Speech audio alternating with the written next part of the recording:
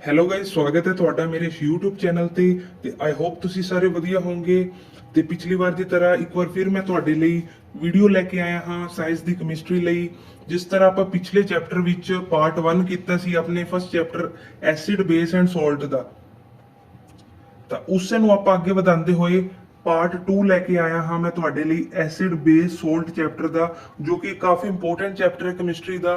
ਅਤੇ ਆਪਣੇ ਜੋ ATT ਸੈਕੰਡ ਪੇਪਰ ਦਾ ਐਗਜ਼ਾਮ ਹੈ ਉਸ ਵਿੱਚ ਕਾਫੀ ਕੁਐਸਚਨ ਕਵਰ ਹੁੰਦੇ ਨੇ ਐਸੇ ਚੈਪਟਰ ਚੋਂ।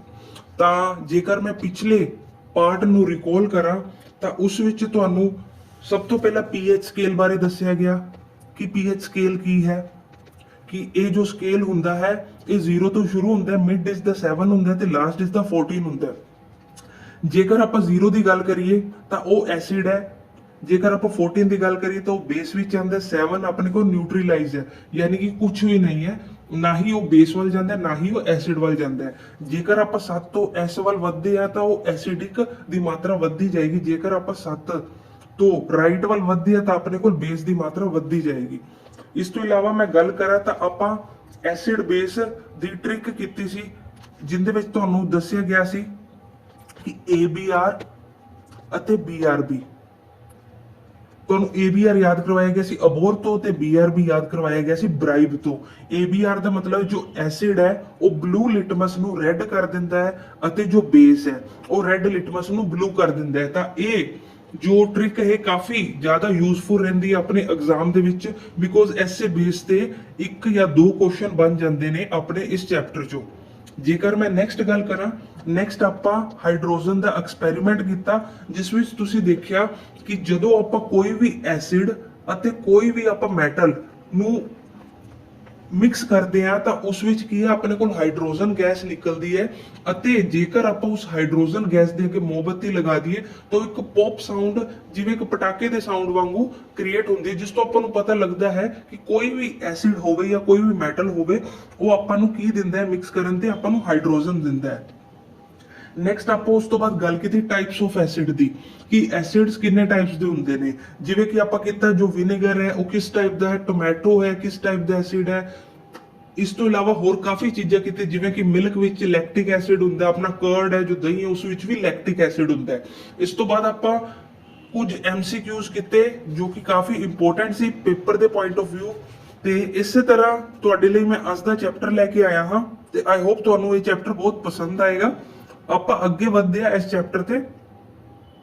ਤਾਂ ਆਪਣਾ ਹੁਣ ਟੌਪਿਕ 3 ਸ਼ੁਰੂ ਹੋ ਗਿਆ ਇਸ ਚੈਪਟਰ ਦਾ। ਟੌਪਿਕ 3 ਦਾ ਆਪਣੇ ਕੋਲ ਫਸਟ ਜੋ ਇਹ ਪੁਆਇੰਟ ਬਣਦਾ ਹੈ ਉਹ ਆਪਣੇ ਕੋਲ ਬਣਦਾ ਹੈ ਗੈਲਵਨਾਈਜੇਸ਼ਨ ਦਾ। ਜੇਕਰ ਤੁਸੀਂ 10th ਦੀ ਬੁੱਕ ਉਠਾ ਕੇ ਦੇਖੋਗੇ PSCB ਦੀ, ਤਾਂ ਤੁਹਾਨੂੰ ਐਸਿਡ ਬੇਸ ਸਾਲਟ ਵਾਲੇ ਚੈਪਟਰ ਵਿੱਚ ਇਹ ਟੌਪਿਕ ਮਿਲੇਗਾ ਗੈਲਵਨਾਈਜੇਸ਼ਨ। ਤਾਂ ਇਹ ਕੀ ਚੀਜ਼ ਹੁੰਦੀ ਹੈ?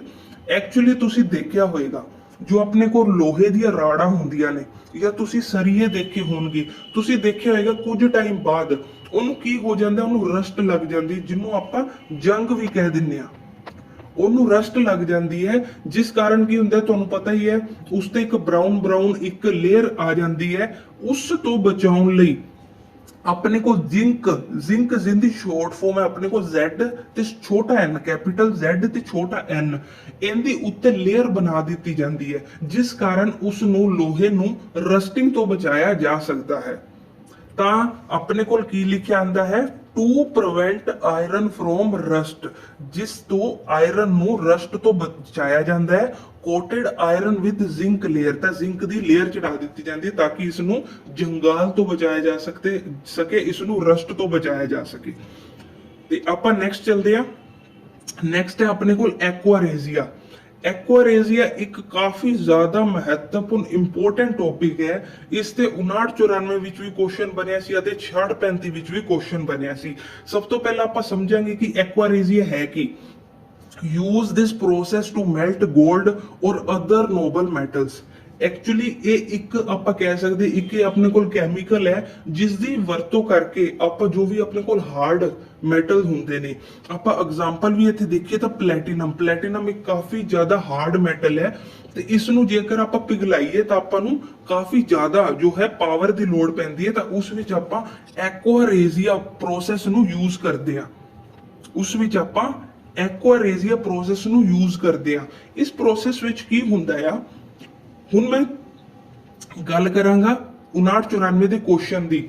ਤਾਂ ਐਕੁਆਰੇਜ਼ੀਆ ਵਿੱਚ ਆਪਾਂ ਕੀ ਕਰਦੇ ਆ, ਐਕੁਆਰੇਜ਼ੀਆ ਵਿੱਚ ਆਪਾਂ HCl ਲੈਂਦੇ ਆ, ਆਪਾਂ HNO3 ਲੈਂਦੇ ਆ। ਜੇਕਰ ਮੈਂ HCl ਦੀ ਗੱਲ ਕਰਾਂ, ਤੁਹਾਨੂੰ ਦੱਸਿਆ ਗਿਆ ਸੀ HCl ਜੋ ਕਿ ਆਪਣੇ ਕੋਲ pH ਸਕੇਲ ਤੇ 1 ਨੰਬਰ ਤੇ ਆਂਦਾ ਹੈ, ਜਿੰਦੀ pH ਵੈਲਿਊ 1 ਹੈਗੀ ਹੈ, ਜਿਹਨੂੰ ਆਪਾਂ ਹਾਈਡਰੋਕਲੋਰਿਕ ਐਸਿਡ ਕਹਿੰਦੇ ਆ। ਆਪਾਂ ਇਹ ਲੈਂਦੇ ਆ, ਪਲੱਸ ਆਪਾਂ HNO3 ਲੈਂਦੇ ਜਿਹਨੂੰ ਆਪਾਂ ਨਾਈਟ੍ਰਿਕ ਐਸਿਡ ਕਹਿੰਦੇ ਆ। ਜਦੋਂ ਇਹਨਾਂ ਦੋਵਾਂ ਨੂੰ ਮਿਕਸ ਕਰ ਦਿੱਤਾ ਜਾਂਦਾ ਹੈ ਤਾਂ ਆਪਣੇ ਕੋਲ ਐਕੁਆਰੇਜ਼ੀਆ ਤਿਆਰ ਹੁੰਦਾ ਹੈ। ਤਾਂ ਹੁਣ ਜੋ ਇੰਪੋਰਟੈਂਟ ਗੱਲ ਤੁਹਾਨੂੰ ਦੱਸਣ ਵਾਲੀ ਹੈ ਉਹ ਇਹ ਹੈ ਇਹਨਾਂ ਦੀ ਰੇਸ਼ੋ। ਪੇਪਰ ਵਿੱਚ ਪੁੱਛਿਆ ਗਿਆ ਸੀ ਐਕੁਆਰੇਜ਼ੀਆ ਵਿੱਚ HCl ਅਤੇ HNO3 ਨੂੰ ਕਿਸ ਰੇਸ਼ੋ ਵਿੱਚ ਮਿਲਾਇਆ ਜਾਂਦਾ ਹੈ। ਤਾਂ ਉਹ ਰੇਸ਼ੋ ਆਪਣੇ ਕੋਲ 3:1। ਆਪਣੇ ਕੋਲ ਜੋ HCl ਹੈ ਉਹ 3 ਰੇਸ਼ੋ ਵਿੱਚ ਮਿਲਾਇਆ ਜਾਂਦਾ ਹੈ, ਆਪਣੇ ਕੋਲ ਜੋ HNO3 ਹੈ ਉਹਨੂੰ 1 ਰੇਸ਼ੋ ਵਿੱਚ ਮਿਲਾਇਆ ਜਾਂਦਾ ਹੈ। ਤੁਸੀਂ ਆਪਣੀ ਕਾਪੀ ਤੇ ਨੋਟ ਕਰ ਸਕਦੇ ਹੋ ਇਸ ਚੀਜ਼ ਨੂੰ ਕਿ ਐਕੁਆਰੇਜ਼ੀਆ ਕੀ ਹੈ। ਤਾਂ ਆਪਣੇ ਕੋਲ ਐਕੁਆਰੇਜ਼ੀਆ HCl ਤੇ HNO3 ਦਾ ਮਿਸ਼ਰਣ ਹੈ। HCl ਆਪਣੇ ਕੋਲ ਹਾਈਡਰੋਕਲੋਰਿਕ ਐਸਿਡ ਹੈ ਤੇ HNO3 ਆਪਣੇ ਕੋਲ ਨਾਈਟ੍ਰਿਕ ਐਸਿਡ ਹੈ। ਇਹ ਵੀ ਗੱਲ ਤੁਸੀਂ ਯਾਦ ਰੱਖਣੀ ਹੈ। ਇਹਨਾਂ ਨੂੰ 3:1 ਵਿੱਚ ਮਿਲਾਇਆ ਜਾਂਦਾ ਹੈ, ਜਿਸ ਕਾਰਨ ਇਹ ਸਾਰੀ ਪ੍ਰੋਸੈਸ ਆਪਣੇ ਕੋਲ ਤਿਆਰ ਹੁੰਦੀ ਹੈ। ਜੇਕਰ ਆਪਾਂ ਨੈਕਸਟ ਚੱਲੀਏ, ਨੈਕਸਟ ਆਪਣੇ ਕੋਲ C ਪਾਰਟ ਆਂਦਾ ਹੈ ਅੱਜ ਦਾ। ਤਾਂ C ਪਾਰਟ ਵਿੱਚ ਆਪਾਂ ਨੂੰ ਕੀ ਵੇਖਣ ਨੂੰ ਮਿਲਦਾ, ਮਿਲਕ ਆਫ ਮੈਗਨੀਸ਼ੀਆ। ਤੁਹਾਨੂੰ ਯਾਦ ਹੋਏਗਾ ਜਦੋਂ ਆਪਾਂ ਇਸ ਦਾ ਫਰਸਟ ਪਾਰਟ ਲਗਾਇਆ ਸੀ ਵੀਡੀਓ ਦਾ, ਆਪਣੇ ਕੋਲ pH ਸਕੇਲ ਵਿੱਚ ਇੱਕ ਨਾਮ ਆਇਆ ਸੀ ਮਿਲਕ ਆਫ ਮੈਗਨੀਸ਼ੀਆ ਦਾ। ਤਾਂ ਤੁਹਾਨੂੰ ਮੈਂ ਕਿਹਾ ਸੀ ਇਹਨੂੰ ਆਪਾਂ ਇੱਕ ਵਾਰੀ ਪੈਂਡਿੰਗ ਛੱਡ ਦਿਓ ਤੇ ਤੁਹਾਨੂੰ ਮੈਂ ਇਹਨੂੰ ਥੋੜਾ ਡੀਪ ਵਿੱਚ ਸਮਝਾਵਾਂਗਾ। ਐਕਚੁਅਲੀ ਜੋ ਮਿਲਕ ਆਫ ਮੈਗਨੀਸ਼ੀਆ ਹੈ ਉਹਨੂੰ ਆਪਾਂ ਕੀ ਕਹਿੰਦੇ ਆ, ਮੈਗਨੀਸ਼ੀਅਮ ਹਾਈਡਰੋਕਸਾਈਡ ਕਹਿੰਦੇ ਆ। ਤੁਸੀਂ ਕਾਪੀ ਤੇ ਨੋਟ ਕਰ ਸਕਦੇ ਹੋ, ਮਿਲਕ ਆਫ ਮੈਗਨੀਸ਼ੀਆ ਨੂੰ ਆਪਾਂ ਮੈਗਨੀਸ਼ੀਅਮ ਹਾਈਡਰੋਕਸਾਈਡ ਕਹਿੰਦੇ ਆ, ਜਿੰਦੀ pH ਵੈਲਿਊ 10 ਹੁੰਦੀ ਹੈ। ਜੇਕਰ ਮੈਂ pH ਸਕੇਲ ਬਣਾਵਾਂ 0 7 14 ਤਾਂ ਇਹਦੀ pH ਵੈਲਿਊ ਕਿੱਥੇ ਆਂਦੀ, ਇੱਥੇ ਲਾਈ ਕਰਦੀ ਹੈ। ਇਹਦਾ ਮਤਲਬ ਕੀ ਹੈ, ਇਹ ਜੋ ਹੈ ਇਹ ਇੱਕ ਬੇਸਿਕ ਪ੍ਰਵਿਰਤੀ ਦਾ ਹੈ। ਐਕਚੁਅਲੀ ਜੇ ਮੈਂ ਗੱਲ ਕਰਾਂ ਤਾਂ ਮਿਲਕ ਆਫ ਮੈਗਨੀਸ਼ੀਆ, ਜਿਵੇਂ ਤੁਸੀਂ ਕੁਝ ਵੀ ਖਾ ਲਿਆ, ਤੁਸੀਂ ਸਮੋਸੇ ਖਾ ਲਏ, ਤੁਸੀਂ ਸਮੋਸੇ ਖਾਣ ਦੇ ਸ਼ੌਕੀਨ ਹੋ, ਜਾਂ ਤੁਸੀਂ ਕੁਝ ਵੀ ਫਾਸਟ ਫੂਡ ਖਾ ਲੈਂਦੇ ਹੋ, ਜਾਂ ਤੁਸੀਂ ਜ਼ਿਆਦਾ ਮਾਤਰਾ ਵਿੱਚ ਭੋਜਨ ਕਰ ਲੈਂਦੇ ਹੋ, ਤਾਂ ਤੁਹਾਨੂੰ ਪੇਟ ਵਿੱਚ ਗੈਸ ਬਣਨ ਦੀ ਸਮੱਸਿਆ ਆਉਂਦੀ। ਤੁਸੀਂ ਕਹਿੰਦੇ ਹੋ ਤੁਹਾਡੇ ਪੇਟ ਵਿੱਚ ਐਸਿਡਿਟੀ ਹੋ ਗਈ ਹੈ। ਤੇ ਤੁਹਾਨੂੰ ਸਮਝਾਇਆ ਗਿਆ ਹੈ ਕਿ ਜਦ ਤੁਹਾਡੇ ਜੋ ਕਿਸੇ ਵੀ ਚੀਜ਼ ਦਾ ਨੇਚਰ ਐਸਿਡਿਕ ਹੈ, ਉਸ ਨੂੰ ਨਿਊਟਰਲਾਈਜ਼ ਕਰਨ ਲਈ ਯਾਨੀ ਕਿ ਉਸ ਨੂੰ ਨਾਰਮਲ ਬਣਾਉਣ ਲਈ ਬੇਸ ਦੀ ਜ਼ਰੂਰਤ ਹੈ। ਅਗਰ ਕਿਸੇ ਵੀ ਚੀਜ਼ ਦੀ ਜੋ ਨੇਚਰ ਹੈ ਉਹ ਬੇਸਿਕ ਹੈ ਤਾਂ ਉਸ ਨੂੰ ਨਿਊਟਰਲਾਈਜ਼ ਜਾਂ ਨਾਰਮਲ ਕਰਨ ਲਈ ਆਪਾਂ ਨੂੰ ਐਸਿਡ ਦੀ ਲੋੜ ਪੈਂਦੀ ਹੈ। ਤਾਂ ਇੱਧਰ ਜੋ ਆਪਣੇ ਪੇਟ ਦੀ ਨੇਚਰ ਹੈ, ਉਹ ਆਪਣੇ ਪੇਟ ਦਾ ਨੇਚਰ ਕੀ ਹੈ, ਐਸਿਡਿਕ ਹੈ। ਆਪਣੇ ਪੇਟ ਦਾ ਨੇਚਰ ਕੀ ਹੈ, ਐਸਿਡਿਕ ਹੈ। ਤਾਂ ਉਸ ਨੂੰ ਨਿਊਟਰਲਾਈਜ਼ ਕਰਨ ਲਈ ਯਾਨੀ ਕਿ ਉਸ ਨੂੰ ਨਾਰਮਲ ਬਣਾਉਣ ਲਈ ਆਪਾਂ ਨੂੰ ਬੇਸ ਦੀ ਜ਼ਰੂਰਤ ਪੈਂਦੀ ਹੈ। ਉਹ ਬੇਸ ਜਾਂ ਆਪਣੇ ਕੋਲ ਬੇਸਿਕ ਕੀ ਹੈ, ਮਿਲਕ ਆਫ ਮੈਗਨੀਸ਼ੀਆ। ਇਹਦੀ ਜੋ ਸਭ ਤੋਂ ਬੈਸਟ ਐਗਜ਼ਾਮਪਲ ਹੈ ਉਹ ਆਪਣੇ ਕੋਲ ਹੈਗੀ ਈਨੋ। ਤੁਸੀਂ ਸਾਰਿਆਂ ਨੇ ਈਨੋ ਪੀਤੀ ਹੋਏਗੀ ਜਾਂ ਤੁਸੀਂ ਨਾਮ ਜ਼ਰੂਰ ਸੁਣਿਆ ਹੋਏਗਾ, ਜਾਂ ਗੈਸੋਫਾਸਟ, ਇਹ ਜਿਹੀਆਂ ਚੀਜ਼ਾਂ ਆਉਂਦੀਆਂ ਨੇ। ਇਹ ਆਪਣੇ ਕੋਲ ਕੀ ਹੈ, ਆਪਣੇ ਕੋਲ ਇਹ ਹੈ ਮਿਲਕ ਆਫ ਮੈਗਨੀਸ਼ੀਆ, ਜਿੰਦਾ pH 10 ਹੁੰਦਾ ਹੈ। ਇਹ ਐਸਿਡ ਨੂੰ ਕੀ ਕਰਦਾ, ਨਿਊਟਰਲਾਈਜ਼ ਕਰ ਦਿੰਦਾ, ਬਿਕੋਜ਼ ਇਹ ਇੱਕ ਬੇਸ ਹੈ। ਤਾਂ ਇੱਥੇ ਲਿਖਿਆ ਗਿਆ ਹੈ ਇਟ ਇਜ਼ ਐਂਟੈਸਿਡ। ਐਂਟੈਸਿਡ ਤੁਹਾਨੂੰ ਮੈਂ ਉਸ ਦਿਨ ਵੀ ਸਮਝਾਇਆ ਸੀ, ਜੋ ਕਿ ਐਸਿਡ ਦੇ ਵਿਰੁੱਧ ਹੁੰਦਾ ਹੈ, ਉਸ ਨੂੰ ਕੀ ਕਹਿੰਦੇ, ਐਂਟੈਸਿਡ ਕਹਿੰਦੇ ਆ। ਤਾਂ like Eno use to cure indigestion, ਜੋ ਤੁਹਾਡਾ ਅਪਚਨ ਹੁੰਦਾ ਹੈ, ਤੁਹਾਡੀ ਕੋਈ ਚੀਜ਼ ਨਹੀਂ ਪਚਦੀ, ਐਸਿਡ ਬਣ ਜਾਂਦਾ, ਤਾਂ ਉਸ ਲਈ ਇਹ ਚੀਜ਼ ਵਰਤੋਂ ਕੀਤੀ ਜਾਂਦੀ ਹੈ। ਆਈ ਹੋਪ ਤੁਸੀਂ ਸਾਰੇ ਵਧੀਆ ਤਰੀਕੇ ਨਾਲ ਸਮਝ ਰਹੇ ਹੋਵੋਗੇ। ਨੈਕਸਟ ਮੈਂ ਗੱਲ ਕਰਾਂ ਤਾਂ ਨੈਕਸਟ ਆਪਣੇ ਕੋਲ ਗੱਲ ਆਉਂਦੀ ਹੈ ਭੋਪਾਲ ਗੈਸ ਟ੍ਰੈਜੇਡੀ ਦੀ। ਇਹ ਵੀ ਟੌਪਿਕ ਤੁਹਾਡੀ ਬੁੱਕ ਵਿੱਚ ਰਾਈਟ ਡਾਊਨ ਹੈ, ਜੋ ਕਿ ਕਾਫੀ ਇੰਪੋਰਟੈਂਟ ਹੈ ਤੇ ਕੁਝ ਨਾ ਕੁਝ ਕਿਸੇ ਨਾ ਕਿਸੇ ਵੀ ਤਰ੍ਹਾਂ ਦਾ ਇਸ ਤੋਂ ਕੁਐਸਚਨ ਬਣ ਜਾਂਦਾ ਹੈ। ਤਾਂ ਭੋਪਾਲ ਗੈਸ ਟ੍ਰੈਜੇਡੀ ਐਕਚੁਅਲੀ ਕੀ ਹੋਇਆ, 2 ਦਸੰਬਰ 1984 ਵਿੱਚ ਭੋਪਾਲ ਵਿੱਚ ਇੱਕ ਕੰਪਨੀ ਸੀ, ਇੱਕ ਗੈਸ ਕੰਪਨੀ ਸੀ, ਜਿਸ ਦਾ ਨਾਮ ਸੀ ਯੂਨੀਅਨ ਕਾਰਬਾਈਡ ਪੈਸਟੀਸਾਈਡ ਕੰਪਨੀ। ਤਾਂ ਇੱਕ ਪੈਸਟੀਸਾਈਡ ਕੰਪਨੀ ਸੀ ਜੋ ਕਿ ਖਾਦ ਵਗੈਰਾ ਬਣਾਉਂਦੀ ਸੀ। ਤਾਂ ਉਸ ਵਿੱਚ ਐਕਚੁਅਲੀ ਇੱਕ ਗੈਸ ਦਾ ਰਿਸਾਵ ਹੋਇਆ, ਇੱਕ ਗੈਸ ਲੀਕ ਕਰ ਗਈ, ਜਿਸ ਕਾਰਨ ਕਾਫੀ ਲੋਕਾਂ ਨੂੰ ਆਪਣੀ ਜਾਨ ਤੋਂ ਹੱਥ ਧੋਣਾ ਪੈ ਗਿਆ। ਤੇ ਕੁਐਸਚਨ ਕੀ ਬੰਦਾ ਹੈ, ਕੁਐਸਚਨ ਇਸ ਵਿੱਚ ਬੰਦਾ ਹੈ ਉਹ ਕਿਹੜੀ ਗੈਸ ਸੀ ਜਿਸ ਦੇ ਲੀਕ ਕਰਨ ਨਾਲ ਇਹ ਸਭ ਹਾਦਸਾ ਜੋ ਹੈ ਉਹ ਵਾਪਰਿਆ ਸੀ। ਤਾਂ ਉਹ ਗੈਸ ਸੀ ਆਪਣੇ ਕੋਲ ਮਿਥਾਈਲ ਆਈਸੋਸਾਈਨੇਟ। ਉਹ ਤੁਸੀਂ ਇੰਪੋਰਟੈਂਟ ਹੈ, ਤੁਸੀਂ ਕਾਪੀ ਤੇ ਨੋਟ ਕਰਨਾ ਹੈ। ਮਿਥਾਈਲ ਆਈਸੋਸਾਈਨੇਟ ਗੈਸ ਸੀ। ਜਾਂ ਇਸ ਵਿੱਚ ਕੁਐਸਚਨ ਇਹ ਵੀ ਬਣ ਸਕਦਾ ਹੈ ਕਿ ਉਸ ਦੀ ਡੇਟ ਕਿੰਨੀ ਸੀ, ਜਾਂ ਕੁਐਸਚਨ ਬਣ ਸਕਦਾ ਹੈ ਉਹ ਕਿਹੜੀ ਗੈਸ ਸੀ ਜਿਸ ਦਾ ਰਿਸਾਵ ਹੋਇਆ ਸੀ। ਤਾਂ ਇਹ 2 ਇੰਪੋਰਟੈਂਟ ਚੀਜ਼ਾਂ ਨੇ ਜੋ ਤੁਸੀਂ ਕਾਪੀ ਵਿੱਚ ਨੋਟ ਕਰ ਸਕਦੇ ਹੋ। ਆਈ ਹੋਪ ਤੁਹਾਨੂੰ ਇਹ ਵੀ ਵਧੀਆ ਤਰੀਕੇ ਨਾਲ ਸਮਝ ਆਇਆ ਹੋਵੇਗਾ। ਜੇਕਰ ਮੈਂ ਨੈਕਸਟ ਚੱਲਾਂ, ਨੈਕਸਟ ਆਪਣੇ ਕੋਲ ਟੌਪਿਕ 4 ਹੈ ਅੱਜ ਦਾ। ਟੌਪਿਕ 4 ਆਪਣੇ ਕੋਲ ਕੀ ਹੈ? ਕਲੋਰ ਅਲਕਲੀ ਪ੍ਰੋਸੈਸ। ਇਹ ਵੀ ਤੁਹਾਡੀ ਬੁੱਕ ਵਿੱਚ ਪ੍ਰੈਜ਼ੈਂਟ ਹੈ।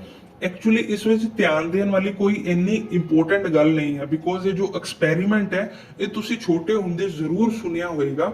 ਇਹਦੇ ਵਿੱਚ ਕੀ ਹੁੰਦਾ ਹੈ? ਇਹਦੇ ਵਿੱਚ ਆਪਣੇ ਕੋਲ ਇੱਕ ਟੱਬ ਹੁੰਦਾ ਹੈ, ਇਹਦੇ ਕੋਲ ਆਪਣੇ ਵਿੱਚ ਇੱਕ ਟੱਬ ਹੁੰਦਾ ਹੈ, ਆ ਟੱਬ ਵਿੱਚ ਦੇਖੋ ਲਿਖਿਆ ਹੋਇਆ ਐਕੁਅਸ। ਐਕੁਅਸ ਦਾ ਮੀਨਿੰਗ ਤੁਹਾਨੂੰ ਮੈਂ ਫਸਟ ਵੀਡੀਓ ਵਿੱਚ ਸਮਝਾਇਆ ਸੀ। ਜਿਨ੍ਹਾਂ ਨੇ ਫਸਟ ਵੀਡੀਓ ਫਸਟ ਪਾਰਟ ਨਹੀਂ ਦੇਖਿਆ, ਐਸਿਡ ਬੇਸ ਐਂਡ ਸੋਲਟ ਦਾ, ਉਹ ਤੁਸੀਂ ਜਾ ਕੇ ਦੇਖ ਸਕਦੇ ਹੋ। ਐਕੁਅਸ ਦਾ ਮਤਲਬ ਹੁੰਦਾ ਇੱਕ ਇਹ ਜਿਹਾ ਸੋਲੂਸ਼ਨ ਜਿੰਦੇ ਵਿੱਚ ਪਾਣੀ ਆਪਣਾ ਐਡ ਹੁੰਦਾ ਹੈ। ਐਕਚੁਅਲੀ ਇਸ ਵਿੱਚ ਕੀ ਹੈ? ਇਸ ਵਿੱਚ ਆਪਣੇ ਕੋਲ NaCl ਹੈ। NaCl ਕੀ ਹੈ? ਆਪਣੇ ਕੋਲ ਸੋਡੀਅਮ ਕਲੋਰਾਈਡ ਹੈ, ਯਾਨੀ ਕਿ ਤੁਸੀਂ ਕਹਿ ਸਕਦੇ ਹੋ ਨਮਕ ਵਾਲਾ ਪਾਣੀ ਹੈ। ਨਮਕ ਵਾਲੇ ਪਾਣੀ ਵਿੱਚ ਆਪਣੇ ਕੋਲ ਦੋ ਰੋਡ ਲਗਾਈਆਂ ਗਈਆਂ ਨੇ, ਜਿਨ੍ਹਾਂ ਨੂੰ ਐਨੋਡ ਤੇ ਕੈਥੋਡ ਕਹਿੰਦੇ ਆ। ਤੁਸੀਂ ਸਾਰਿਆਂ ਨੇ ਸੈੱਲ ਦਾ ਸਟਰਕਚਰ ਦੇਖਿਆ ਹੋਵੇਗਾ। ਸੈੱਲ ਵਿੱਚ ਵੀ ਦੋ ਤਰ੍ਹਾਂ ਦੀ ਆਪਣੇ ਕੋਲ ਜੋ ਹੈ ਹੈਡ ਹੁੰਦੇ ਨੇ। ਇੱਕ ਐਨੋਡ ਹੁੰਦਾ ਜਿਸ ਨੂੰ ਪਲੱਸ ਦਾ ਸਾਈਨ ਦਿੱਤਾ ਜਾਂਦਾ ਹੈ, ਇੱਕ ਕੈਥੋਡ ਹੁੰਦਾ ਜਿਸ ਨੂੰ ਮਾਈਨਸ ਦਾ ਸਾਈਨ ਦਿੱਤਾ ਜਾਂਦਾ ਹੈ। ਤਾਂ ਇਸ ਵਿੱਚ ਇਹਨਾਂ ਦੋਵਾਂ ਪਲੇਟਾਂ ਨੂੰ ਲਗਾਇਆ ਗਿਆ। ਨਾਰਮਲੀ ਜੋ ਐਨੋਡ ਹੁੰਦਾ ਉਹ ਆਪਣੇ ਕੋਲ ਕੋਪਰ ਪਲੇਟ ਹੁੰਦੀ ਹੈ, ਜਿਹੜਾ ਕੈਥੋਡ ਹੁੰਦਾ ਆਪਣੇ ਕੋਲ ਜ਼ਿੰਕ ਦੀ ਪਲੇਟ ਹੁੰਦੀ ਹੈ। ਤਾਂ ਹੁਣ ਇਹ ਸਭ ਕੁਝ ਐਕਸਪੈਰੀਮੈਂਟ ਕਰਨ ਦਾ ਮੇਨ ਪਰਪਸ ਤੁਹਾਨੂੰ ਮੈਂ ਦਿਖਾ ਦਿੰਨਾ। ਉਹ ਮੇਨ ਪਰਪਸ ਹੈ ਆਪਣੇ ਕੋਲ ਇਹ ਕੁਐਸਚਨ ਜੋ ਕਿ ਪੇਪਰ ਵਿੱਚ ਜ਼ਰੂਰ ਆਉਂਦਾ ਹੈ। ਤਾਂ ਕੁਐਸਚਨ ਕੀ ਹੈ? ਇਨ ਦਾ ਕਲੋਰ ਅਲਕਲੀ ਪ੍ਰੋਸੈਸ ਵੀ ਫਾਊਂਡ, ਆਪਾਂ ਨੂੰ ਕੀ ਮਿਲਦਾ ਹੈ?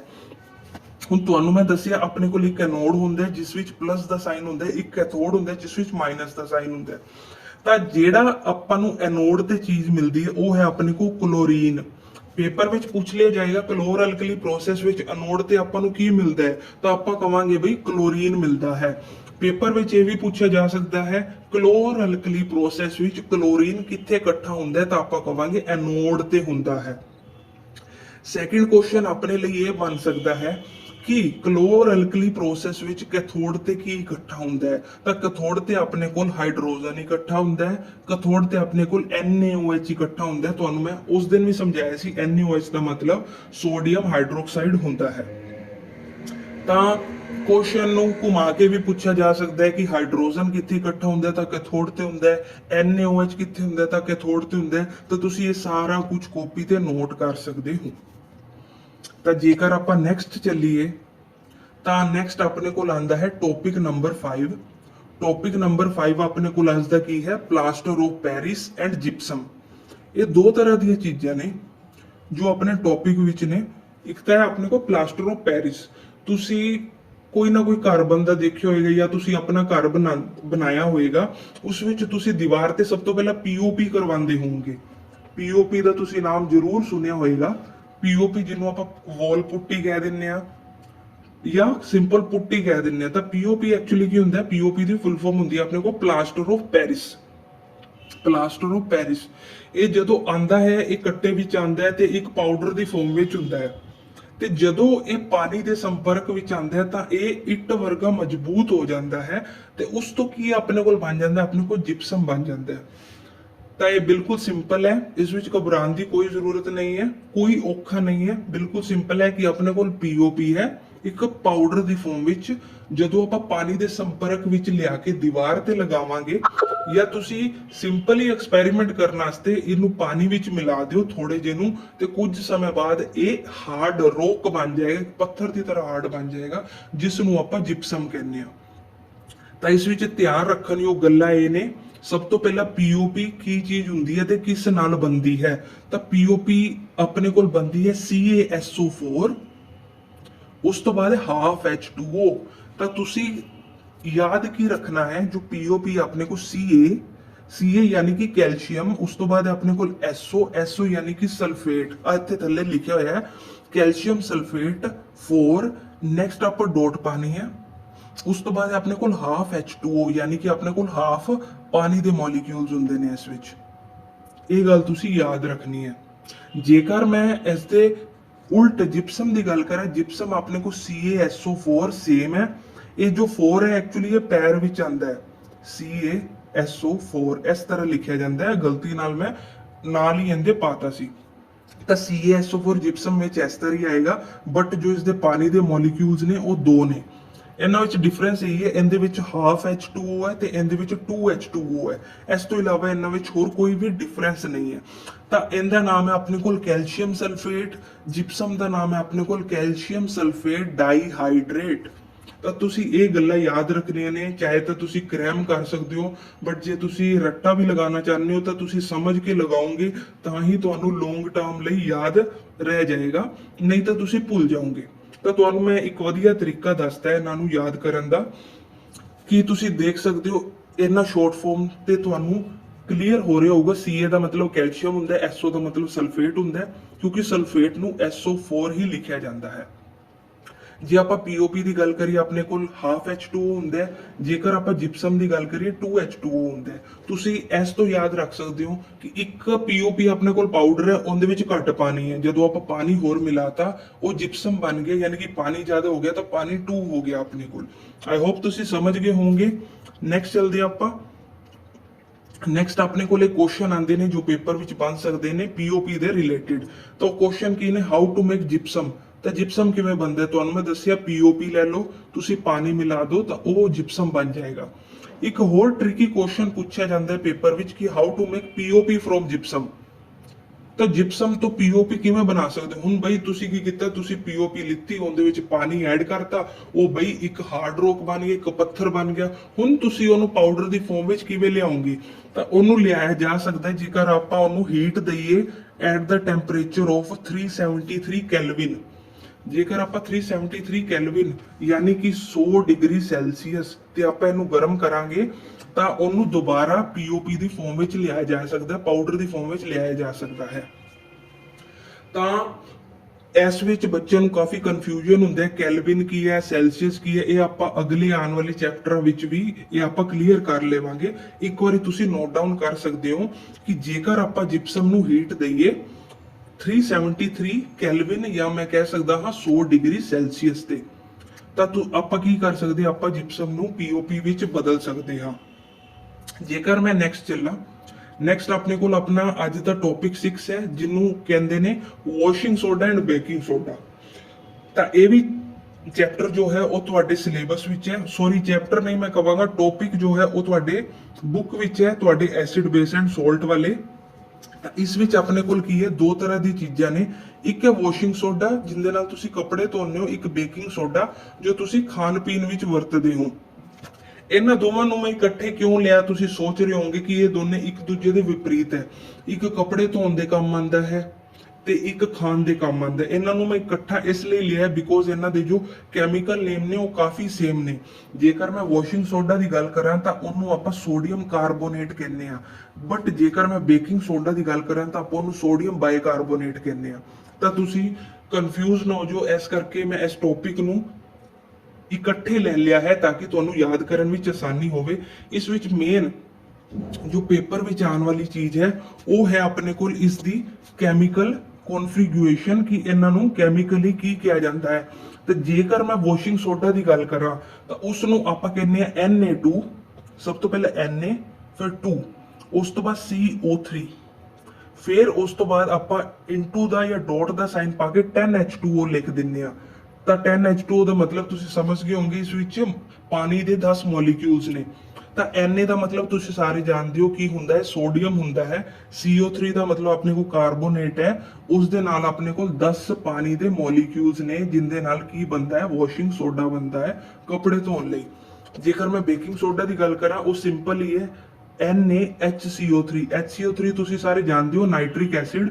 ਪਹਿਲਾਂ ਵੀ ਮੈਂ ਤੁਹਾਨੂੰ ਪੜ੍ਹਾ ਚੁੱਕਿਆ ਨਾਈਟ੍ਰਿਕ ਐਸਿਡ ਦੇ ਬਾਰੇ ਐਕੁਆਰੇਜ਼ੀਆ ਵਿੱਚ। Na ਦੀ ਫੁੱਲ ਫਾਰਮ ਹੁੰਦੀ ਹੈ ਆਪਣੇ ਕੋਲ ਸੋਡੀਅਮ, ਤੇ ਇਹਨੂੰ ਆਪਾਂ ਕਹਿ ਦਿੰਦੇ ਸੋਡੀਅਮ ਬਾਈਕਾਰਬੋਨੇਟ। ਉਹਨਾਂ ਨੂੰ ਯਾਦ ਕਿਸ ਤਰ੍ਹਾਂ ਰੱਖਿਆ ਜਾਵੇ, ਜੇਕਰ ਪੇਪਰ ਵਿੱਚ ਆਪਣੇ ਕੋਲ ਸੋਡੀਅਮ ਕਾਰਬੋਨੇਟ ਆਂਦਾ ਹੈ ਤਾਂ ਤੁਸੀਂ ਯਾਦ ਰੱਖ ਸਕਦੇ ਹੋ ਇਹ ਆਪਣੇ ਕੋਲ ਸਰਫ ਹੈ, ਇਹ ਆਪਣੇ ਕੋਲ ਇੱਕ ਵਾਸ਼ਿੰਗ ਸੋਡਾ ਹੈ। ਜੇਕਰ ਬਾਈ ਵਿੱਚ ਬਾਈ ਆ ਜਾਂਦਾ ਹੈ ਤਾਂ ਤੁਸੀਂ ਸਮਝ ਸਕਦੇ ਹੋ ਇਹ ਖਾਣ ਵਾਲੀ ਚੀਜ਼ ਹੈ, ਯਾਨੀ ਕਿ ਇਹ ਬੇਕਿੰਗ ਹੈ। ਬੇਕਿੰਗ ਬੇਕ ਕਰਨ ਵਾਲੀ, ਬੇਕ ਤੋਂ ਹੀ ਬਣਿਆ ਹੈ ਆਪਣੇ ਕੋਲ ਬਾਈ। ਤਾਂ ਬਾਈਕਾਰਬੋਨੇਟ, ਸੋਡੀਅਮ ਬਾਈਕਾਰਬੋਨੇਟ ਯਾਨੀ ਕਿ ਇਹ ਬੇਕਿੰਗ ਸੋਡਾ ਹੈ। ਆਈ ਹੋਪ ਤੁਸੀਂ ਸਮਝ ਗਏ ਹੋਵੋਗੇ। ਜੇਕਰ ਮੈਂ ਨੈਕਸਟ ਚੱਲਾਂ ਤਾਂ ਨੈਕਸਟ ਆਪਣੇ ਕੋਲ ਕੁਐਸਚਨ ਬਣ ਜਾਂਦਾ ਹੈ ਐਸੇ ਟੌਪਿਕ ਦਾ ਬੇਕਿੰਗ ਸੋਡਾ ਜਾਂ ਵਾਸ਼ਿੰਗ ਸੋਡਾ ਦਾ ਉਹ ਕੁਐਸਚਨ ਬੰਦਾ ਹੈ ਆਪਣੇ ਕੋਲ ਪੇਪਰ ਵਿੱਚ ਕਿ what is the amount of water molecule in washing soda। ਤਾਂ ਆਪਾਂ ਹੁਣੇ ਪੜ੍ਹ ਕੇ ਆਏ ਆ ਇੱਥੇ ਕਿ ਆਪਣੇ ਵਾਸ਼ਿੰਗ ਸੋਡਾ ਵਿੱਚ ਟੋਟਲ 10 ਵਾਟਰ ਮੋਲੀਕਿਊਲਸ ਹੁੰਦੇ ਨੇ। ਇਹ ਪੇਪਰ ਵਿੱਚ ਆਉਣ ਵਾਲਾ ਕਾਫੀ ਇੰਪੋਰਟੈਂਟ ਕੁਐਸਚਨ ਹੈ, ਤੁਸੀਂ ਇਹਨੂੰ ਨੋਟ ਕਰ ਸਕਦੇ ਹੋ। ਵੈਰੀ ਇੰਪੋਰਟੈਂਟ ਕੁਐਸਚਨ ਹੈ ਕਿ ਜੋ ਵਾਸ਼ਿੰਗ ਸੋਡਾ ਹੈ ਉਸ ਵਿੱਚ ਆਪਣੇ 10 ਵਾਟਰ ਮੋਲੀਕਿਊਲਸ ਹੁੰਦੇ ਨੇ। ਨੈਕਸਟ ਚੱਲਾਂ ਤਾਂ ਨੈਕਸਟ ਆਪਣੇ ਕੋਲ ਆ ਜਾਂਦਾ ਹੈ ਬਲੀਚਿੰਗ ਪਾਊਡਰ। ਤਾਂ ਇਹ ਵੀ ਨੋਟ ਕਰਨ ਵਾਲੀ ਚੀਜ਼ ਹੈ, ਤੁਸੀਂ ਨੋਟ ਕਰ ਸਕਦੇ ਹੋ। ਬਲੀਚਿੰਗ ਪਾਊਡਰ ਤੁਸੀਂ ਜਾਣਦੇ ਹੋ ਟੈਕਸਟਾਈਲ ਕੰਪਨੀਆਂ 'ਚ ਕਾਫੀ ਯੂਜ਼ ਕੀਤਾ ਜਾਂਦਾ ਹੈ। ਬਾਕੀ ਜੋ ਦਾਗ ਜਿੱਦੀ ਹੁੰਦੇ ਨੇ ਆਪਣੇ ਕੱਪੜਿਆਂ ਤੇ ਜੋ ਵਾਸ਼ਿੰਗ ਸੋਡਾ ਨਾਲ ਨਹੀਂ ਮਿਟਦੇ ਉਹ ਬਲੀਚਿੰਗ ਪਾਊਡਰ ਨਾਲ ਮਿਟ ਜਾਂਦੇ ਨੇ। ਤਾਂ ਬਲੀਚਿੰਗ ਪਾਊਡਰ ਦਾ ਜੋ ਕੈਮੀਕਲ ਨੇਮ ਹੈ ਉਹ ਆਪਣੇ ਕੋਲ ਕੈਲਸ਼ੀਅਮ ਹਾਈਪੋਕਲੋਰਾਈਟ ਜਾਂ ਆਪਾਂ ਕਹਿ ਸਕਦੇ CaOCl2 Ca ਜਿਹਨੂੰ ਕੈਲਸ਼ੀਅਮ ਕਹਿੰਦੇ ਨੇ OCl2। ਤਾਂ calcium hypochlorite ਇਹਦਾ chemical name ਹੈ, CaOCl2 ਇਹਦਾ chemical ਜੋ ਹੈ ਆਪਣੇ ਕੋਲ chemical formula ਹੈ। ਇਹਨੂੰ ਯੂਜ਼ ਕਿੱਥੇ ਕੀਤਾ ਜਾਂਦਾ ਹੈ? ਇਹਨੂੰ ਟੈਕਸਟਾਈਲ ਵਿੱਚ ਯੂਜ਼ ਕੀਤਾ ਜਾਂਦਾ ਹੈ, ਕੱਪੜੇ ਫੈਕਟਰੀਆਂ ਵਿੱਚ, ਧਾਗਾ ਫੈਕਟਰੀਆਂ ਵਿੱਚ। ਤੇ ਇਸ ਦਾ ਜੋ ਇੰਪੋਰਟੈਂਟ ਕੁਐਸਚਨ ਹੈ ਇਸ ਦਾ ਬਲੀਚਿੰਗ ਏਜੰਟ ਕੀ ਹੁੰਦਾ ਹੈ? ਤਾਂ ਜੋ ਕਲੋਰੀਨ ਹੈ ਇਸ ਦਾ ਬਲੀਚਿੰਗ ਏਜੰਟ ਹੈ, ਕਾਫੀ ਜ਼ਿਆਦਾ ਇੰਪੋਰਟੈਂਟ ਹੈ ਅਤੇ ਪੇਪਰ ਵਿੱਚ ਆਉਣ ਵਾਲਾ ਕੁਐਸਚਨ ਹੈ ਕਿ ਜੋ ਬਲੀਚਿੰਗ ਪਾਊਡਰ ਉਸ ਦਾ ਬਲੀਚਿੰਗ ਏਜੰਟ ਕੀ ਹੈ? ਤਾਂ ਕਲੋਰੀਨ ਇਸ ਦਾ ਬਲੀਚਿੰਗ ਏਜੰਟ ਹੈ। ਤੁਸੀਂ ਇਸ ਵਿੱਚ ਯਾਦ ਕੀ ਕਰਨਾ ਹੈ? ਤੁਸੀਂ ਯਾਦ ਕਰਨਾ ਹੈ ਕਿ ਇਸ ਦਾ ਕੈਮੀਕਲ ਨੇਮ ਕੀ ਹੈ, ਇਸ ਦਾ ਕੈਮੀਕਲ ਫਾਰਮੂਲਾ ਕੀ ਹੈ ਤੇ ਇਸ ਦਾ ਬਲੀਚਿੰਗ ਏਜੰਟ। ਇਹ ਸਿਰਫ ਤਿੰਨ ਚੀਜ਼ਾਂ ਤੁਸੀਂ ਇਸ ਟੌਪਿਕ ਦੀ ਯਾਦ ਰੱਖਣੀਆਂ ਨੇ। ਆਈ ਹੋਪ ਤੁਹਾਨੂੰ ਸਮਝ ਆ ਰਿਹਾ ਹੋਵੇਗਾ। ਨੈਕਸਟ ਚੱਲਦੇ ਹਾਂ ਆਪਾਂ। ਨੈਕਸਟ ਆਪਣੇ ਕੋਲ ਅੱਜ ਦਾ ਲਾਸਟ ਟੌਪਿਕ ਹੈ, ਉਹ ਹੈ ਆਪਣੇ ਕੋਲ ਰੈਂਸੀਡਿਟੀ। ਉਹ ਹੈ ਆਪਣੇ ਕੋਲ ਰੈਂਸੀਡਿਟੀ। ਤਾਂ ਰੈਂਸੀਡਿਟੀ ਨੂੰ ਆਪਾਂ ਅਗਲੇ ਪੇਜ ਤੇ ਆ ਕੇ ਆਰਾਮ ਨਾਲ ਸਮਝਦੇ ਹਾਂ। ਤਾਂ ਇਹ ਆਪਣੇ ਕੋਲ ਖਾਲੀ ਪੇਜ, ਇੱਥੇ ਆਪਾਂ ਸਮਝਦੇ ਹਾਂ ਕਿ ਰੈਂਸੀਡਿਟੀ ਕੀ ਹੁੰਦੀ ਹੈ। ਰੈਂਸੀਡਿਟੀ ਨੂੰ ਮੈਂ ਪੰਜਾਬੀ ਵਿੱਚ ਕਹਾਂ ਤਾਂ ਤੁਸੀਂ ਸੁਣਿਆ ਹੋਵੇਗਾ ਉੱਲੀ ਲੱਗਣਾ, ਜਾਂ ਆਪਾਂ ਕਹਿ ਦਿੰਦੇ ਫੰਗਸ ਜਾਂ ਫੰਜਾਈ ਵੀ ਕਹਿ ਦਿੱਤਾ ਜਾਂਦਾ ਹੈ। ਜਦੋਂ ਤੁਸੀਂ ਸੁਣਿਆ ਹੋਵੇਗਾ, ਤੁਸੀਂ ਬ੍ਰੈਡ ਦਾ ਪੈਕੇਟ ਲੈ ਕੇ ਆਂਦਾ, ਜ਼ਿਆਦਾਤਰ ਕੀ ਕਰਦੇ ਹੈ ਬ੍ਰੈਡ ਨੂੰ ਫ੍ਰਿਜ ਵਿੱਚ ਰੱਖ ਦਿੰਦੇ ਨੇ ਤੇ ਉਹ ਕਾਫੀ ਦਿਨ ਤੱਕ ਚੱਲ ਜਾਂਦੀ ਹੈ। ਬਟ ਜੇਕਰ ਬ੍ਰੈਡ ਨੂੰ ਬਾਹਰ ਹੀ ਪਏ ਰਹਿ ਦਿੱਤਾ ਜਾਵੇ ਤਾਂ ਕੀ ਹੁੰਦਾ ਹੈ, ਉਸ ਵਿੱਚ ਕੁਝ ਦਿਨਾਂ ਬਾਅਦ ਜਦੋਂ ਉਸ ਦੀ ਐਕਸਪਾਇਰੀ ਡੇਟ ਟੱਪ ਜਾਂਦੀ ਹੈ, ਉਸ ਦੇ 1-2 ਦਿਨ ਬਾਅਦ ਉਸ ਤੇ ਹਰੇ ਰੰਗ ਦੀ ਉੱਲੀ ਆ ਜਾਂਦੀ ਹੈ ਜਿਸ ਨੂੰ ਰੈਂਸੀਡਿਟੀ ਕਹਿੰਦੇ ਨੇ। ਜ਼ਰੂਰੀ ਨਹੀਂ ਉਹ ਬ੍ਰੈਡ ਤੇ ਹੀ ਆਵੇ, ਉਹ ਆਪਣੀ ਰੋਟੀ ਤੇ ਵੀ ਆ ਜਾਂਦੀ ਹੈ ਤੇ ਹੋਰ ਵੀ ਖਾਣ ਵਾਲੀਆਂ ਚੀਜ਼ਾਂ ਤੇ। ਤਾਂ ਉਸ ਦਾ ਕਾਰਨ ਕੀ ਹੁੰਦਾ ਹੈ? ਐਕਚੁਅਲੀ ਕੀ ਹੈ, ਆਪਣੇ ਕੋਲ ਜੋ ਵੀ ਇਹ ਫੂਡਸ ਨੇ, ਜਿਵੇਂ ਮੈਂ ਬ੍ਰੈਡ ਦਾ ਐਗਜ਼ਾਮਪਲ ਲੈਣਾ ਹਾਂ, ਐਕਚੁਅਲੀ ਜੋ ਇਹਨਾਂ ਵਿੱਚ ਆਇਲ ਯੂਜ਼ ਕੀਤਾ ਜਾਂਦਾ ਹੈ ਇਹਨਾਂ ਨੂੰ ਬਣਾਉਣ ਲਈ, ਉਹ ਕੀ ਹੁੰਦਾ ਹੈ ਜਦੋਂ ਆਪਾਂ ਇਹਨੂੰ ਓਪਨ 에ਅਰ ਵਿੱਚ ਰੱਖ ਦਿੰਨੇ ਆ ਤਾਂ ਇਹਨਾਂ ਦਾ ਜੋ ਆਇਲ ਹੈ ਉਹ ਆਕਸੀਡਾਈਜ਼ ਹੋ ਜਾਂਦਾ ਹੈ।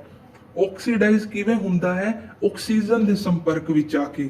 ਜੇਕਰ ਆਪਾਂ ਕੋਈ ਚੀਜ਼ ਫ੍ਰਿਜ ਵਿੱਚ ਰੱਖ ਦਿੰਨੇ ਆ ਤਾਂ ਫ੍ਰਿਜ ਵਿੱਚ ਆਪਣੇ ਕੋਲ ਅਮੋਨੀਆ ਗੈਸ ਹੁੰਦੀ ਹੈ ਤੇ ਆਕਸੀਜਨ ਦੀ ਮਾਤਰਾ ਬਹੁਤ ਹੀ ਜ਼ਿਆਦਾ ਘੱਟ ਹੁੰਦੀ ਹੈ, ਜਿਸ ਕਾਰਨ ਚੀਜ਼ ਸਹੀ ਪਈ ਰਹਿੰਦੀ ਹੈ।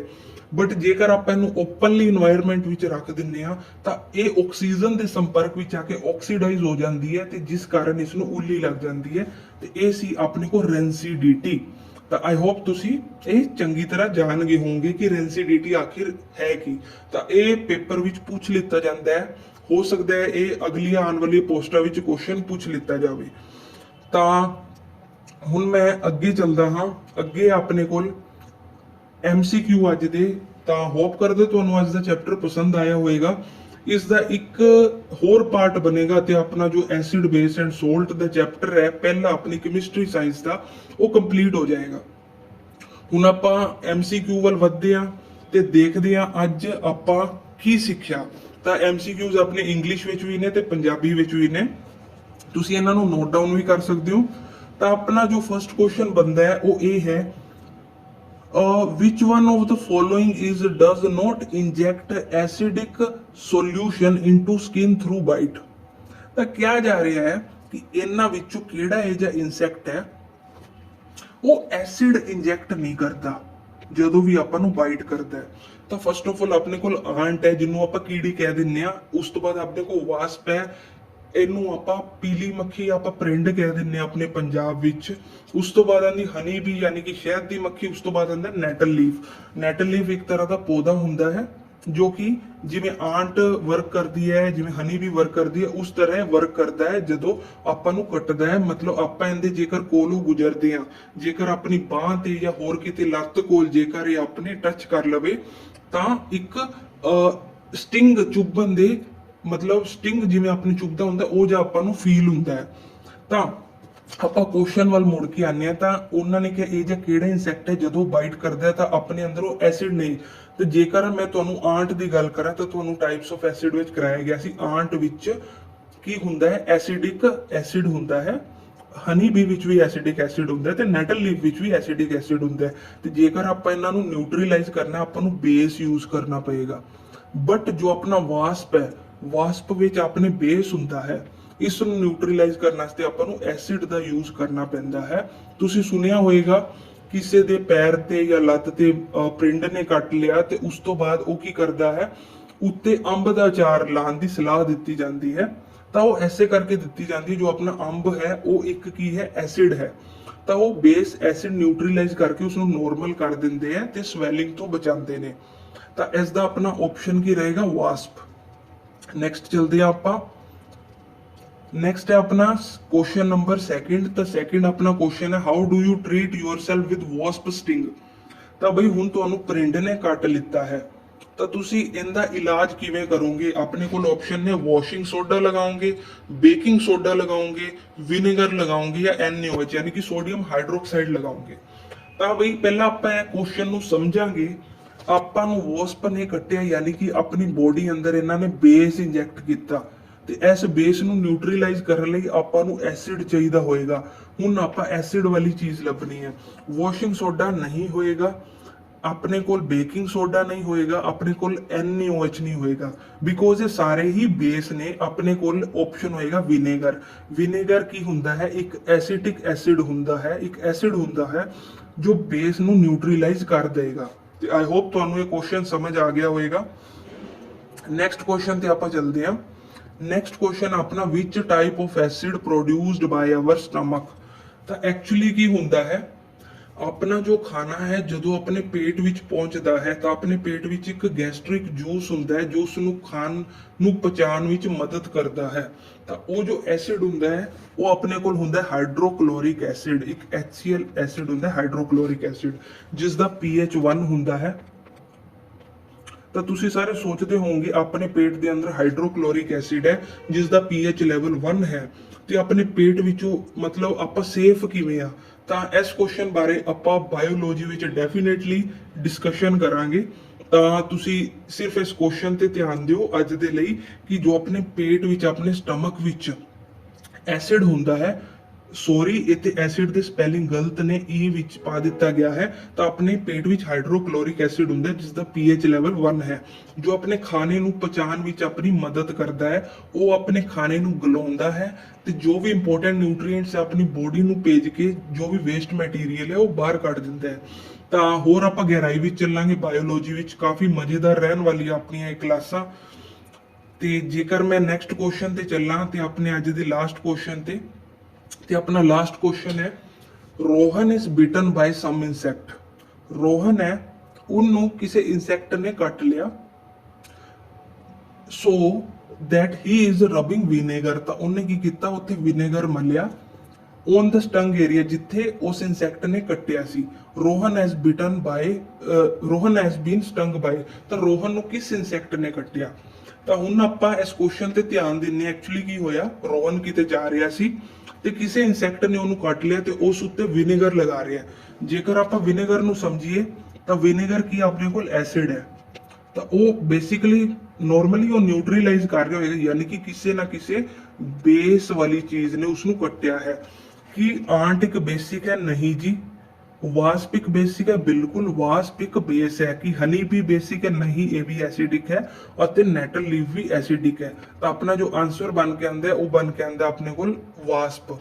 वो विनेगर लगा रहा है ताकि जो अपने को एसिड है उसनों न्यूट्रलाइज किया जा सके। तो ਅੱਜ ਦਾ जो अपना चैप्टर सी इत्थे तक ही सी। आई होप ਤੁਹਾਨੂੰ ਇਹ ਵੀਡੀਓ ਪਸੰਦ ਆਈ ਹੋਏਗੀ। ਜੇਕਰ ਤੁਹਾਨੂੰ ਵੀਡੀਓ ਅੱਛੀ ਲੱਗੀ ਤਾਂ ਤੁਸੀਂ ਇਸ ਵੀਡੀਓ ਨੂੰ ਲਾਈਕ ਕਰ ਸਕਦੇ ਹੋ, ਚੈਨਲ ਨੂੰ ਸਬਸਕ੍ਰਾਈਬ ਕਰ ਸਕਦੇ ਹੋ ਤੇ ਵੱਧ ਤੋਂ ਵੱਧ ਦੋਸਤਾਂ ਤੱਕ ਸ਼ੇਅਰ ਕਰ ਸਕਦੇ ਹੋ। ਤੇ ਇਸ ਤੋਂ ਬਾਅਦ ਆਪਣਾ ਜੋ ਚੈਪਟਰ ਹੈ ਐਸਿਡ ਬੇਸ ਐਂਡ ਸੋਲਟ, ਉਸ ਵਿੱਚ ਆਪਣਾ ਸਿਰਫ ਇੱਕ ਹੋਰ ਪਾਰਟ ਬਣੇਗਾ ਅਤੇ ਇਸ ਤੋਂ ਬਾਅਦ ਆਪਾਂ ਇਸ ਚੈਪਟਰ ਦੇ ਪ੍ਰੋਪਰ ਐਮਸੀਕਿਊਜ਼ ਕਰਾਂਗੇ। ਉਸ ਐਮਸੀਕਿਊਜ਼ ਦੀ ਤੁਹਾਨੂੰ ਪੀਡੀਐਫ ਵੀ ਪ੍ਰੋਵਾਈਡ ਕਰਵਾਈ ਜਾਏਗੀ ਤਾਂ ਕਿ ਤੁਹਾਨੂੰ ਫਿਊਚਰ ਵਿੱਚ ਇਹਨਾਂ ਕੁਐਸਚਨਾਂ ਦੀ ਕੋਈ ਪ੍ਰੋਬਲਮ ਨਾ ਆਵੇ। ਤੇ ਇਸੇ ਤਰ੍ਹਾਂ ਹੀ ਆਪਾਂ ਅਗਲੇ ਪਾਰਟ ਵਿੱਚ ਮਿਲਾਂਗੇ। ਉਦੋਂ ਤੱਕ ਦੇ ਲਈ ਧੰਨਵਾਦ।